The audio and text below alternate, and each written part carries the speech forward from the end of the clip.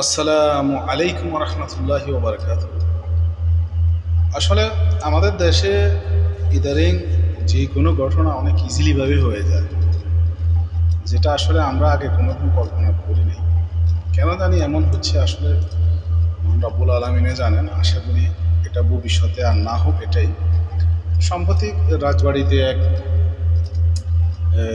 ফির মানুষ, ওইখানকার ফির যারা যারা ওনাকে ফির মানে বা বড় হুজুর মানে, ওই ধরনের একজন বয়স বৃদ্ধ লোক মারা গেছে। তো উনি নাকি মরার আগে ওসিয়ত করে গেছেন তাকে মাটি থেকে 12 ফুট উপরে মাটি দেওয়ার জন্য। বা উনি কেনই বা আসলে এমন ধারণা করলেন, এমন চিন্তা ধারণা করলেন, আসলে আমিও আসলে এই ব্যাপারে হতভম্ব যে আসলে মানুষকে তো আসলে সত্যি এত উপরে মাটি দেওয়ার কোনো ইতিহাস নাই। হ্যাঁ, তার ভিতরে আমি যতটুকু আমি ওনার ব্যাপারে জানছি ক্ষুদ্র আকারে, উনি নিজেকে তার বক্তাদের সামনে ইমাম মাহাদি হিসাবে মানে পরিচিত করতেন, চেষ্টা করতেন যে উনি ইমাম মাহাদি, যে ইমাম মাহাদি উনি। হ্যাঁ, তো উনি ইমাম মাহাদি কিভাবে?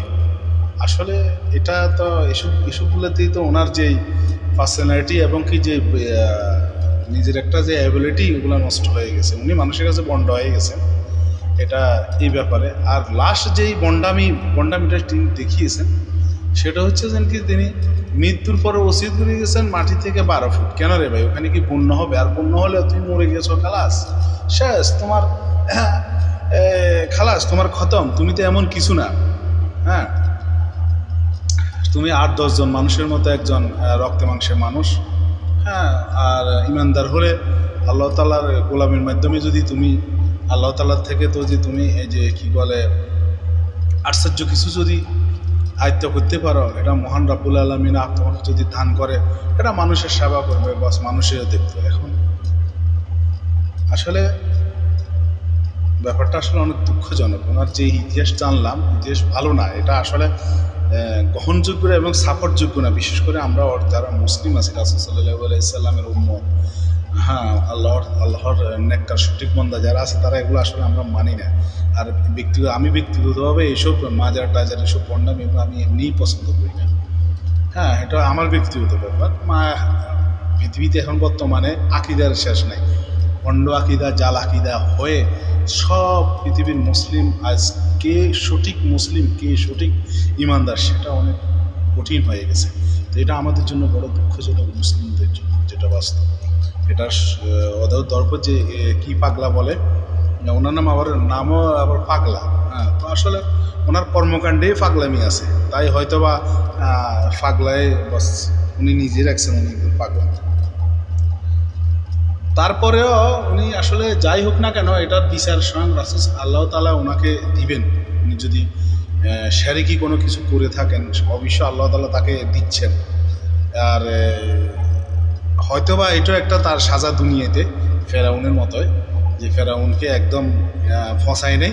আর উনি যে ভণ্ডামি করছে, এই ভণ্ডামির সাজা ওনার লাশটাই উড়িয়ে দিয়েছে মানুষে নিয়ে। যদিও আমাদের কাছে খারাপ লাগতেছে, কিন্তু আসলে বাস্তব দিক যদি বিবেচনা করতেন যান, তাহলে কিন্তু জিনিসটা একদম সঠিক হয়েছে আমার মতে। মনে হয় ওনার কর্মকাণ্ড বোঝা যায় উনি আসলে সত্যিই ভণ্ড।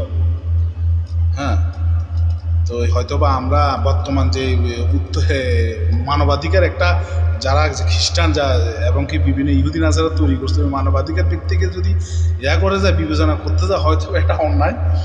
আর এমনি অরিজিনালি যদি আমরা আমাদের ইমানে ইসলামের যদি সঠিক পদ্ধতি যাই, যদি আইন কানুনে যায়, তাহলে এটা আমার মধ্যে খারাপ হয় না, ভালো হয়েছে। বন্ধদেরকে এভাবে পৃথিবীতে রাখা ভালো না। ও কেমন লোক হয়ে গেছে যে ও 12 ফুট উপরে তার মাটি দিতে হবে। ও দেখে নাই লক্ষ লক্ষ নবী রাসূল আল্লাহ তাআলা প্রেরণ করছে, কাউকে এমন করে নাই, সবাইকে মাটিতেই দাফন করা হয়েছে।